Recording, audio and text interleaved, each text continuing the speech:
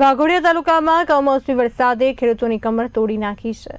લીમડા, વડેલી અને ફલોડ સહિતના અનેક ગામોમાં પાક ખેતરમાં જ બગડી ગયા છે. નુકસાનના સર્વે માટે તંત્રની ટીમ ગામે પહોંચી ત્યારે ગ્રામજનોએ તેને રોકી લીધી હતી. ખેડૂતોનો આક્ષેપ છે કે ઓનલાઈન સર્વેમાં વાસ્તવિક માહિતી દર્શાવાતી નથી અને કૃષિ પ્રગતિ એપ્લિકેશન પણ યોગ્ય રીતે કાર્ય કરી રહી નથી. ખેડૂતો હવે 100% વળતર અને તરત સહાય જાહેર કરવાની માંગણી સાથે આવતીકાલે તાલુકા કચેરી ખાતે રજૂઆત કરવાની ચીમકી આપી છે. આજે કમોસમી વરસાદને જે નુકસાન થયું છે એમાં 100% નુકસાન છે. અને જેમ ભૂપેન્દ્ર પટેલે કાલે જાહેરાત કરી કે પંચરોજ કામો બધા આવરી લેવું જોઈએ, એમાં વાઘોડિયા આવ્યું નથી. તો અમારી માંગ એક જ છે કે આ જે પંચકાર રોજનામાં અમારું વાઘોડિયા તાલુકા આવે ને એ પ્રમાણે સર્વે થાય ને બધાને 100% સહાય મળે એવી સરકારને અમારી પૂરી અપીલ છે.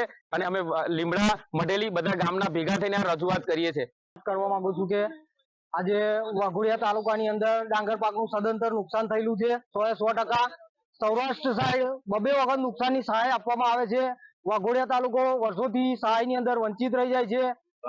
સર્વે થઈ જાય છે, બધું થઈ જાય છે, પણ ક્યારે પણ વાઘોડિયા તાલુકાને સહાય મળી નથી. એ માટે અમારા દરેક ખેડૂતની રજૂઆત છે. અત્યારે અમારો ઘાસચારો સદંતર નાશ પામી ગયો છે. ગાયોને કે ભેંસોને ખવડાવવા માટે ઘાસચારો પણ રહ્યો નથી. જો સૌરાષ્ટ્રના ખેડૂતોને આટલી સહાય મળતી હોય તો મધ્ય ગુજરાત, વાઘોડિયા તાલુકો, વડોદરા જિલ્લો કેમ દર વખત વંચિત રહી જાય છે? માનનીય ધારાસભ્ય ભાજપના છે અમારા ધર્મેન્દ્રસિંહ વાઘેલા, એમને પણ અમારી રજૂઆત છે ખેડૂતોની કે ખેડૂતો માટે કંઈક સારું એવું આગળ રજૂઆત કરી અને દરેક ખેડૂતની વ્યથા સમજે એ માટેની માન્ય અરજ છે. તમારી મુખ્ય માંગ શું? અમારી મુખ્ય માંગ એ છે કે ખેડૂતોનું સદંતર દેવું માફ કરવામાં આવે. જો સર્વે કરવા સરકાર માંગતી હોય તો સર્વે કરે, પણ ખેડૂતને 100% નુકસાન આપવાના હોય તો સર્વે કરવામાં આવે. પછી જો લોલીપોપ આપવાના હોય તો અમારે સર્વે માટેનું કોઈ પ્રાવધાન આપવું નથી.